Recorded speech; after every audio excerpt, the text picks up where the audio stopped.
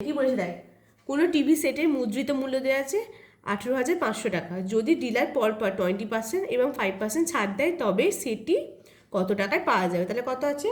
18,500, প্রথমে কি 20% ছাড় দিচ্ছে, তাহলে হচ্ছে 80/100 ইন্টু 5% মানে 95/100।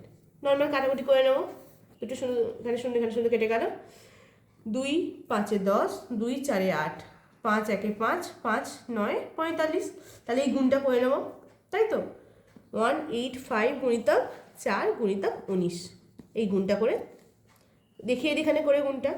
5 4 20, শূন্য হাতে এলে 2, 8 4 32, 33 34 4, হাতে 3, 4 1 4, 4 3 7, 740 ইন্টু 19 করে নিলে উত্তর হয়ে যাবে 0 0 4 9 36 6, হাতে এলো 3, 7 9 63 64 65 66 66 ইন্টু 0 4 7 0 6 6 10 শূন্য হাতে এলো 1, 7 7 14, 14060। তাহলে অপশান হচ্ছে বি।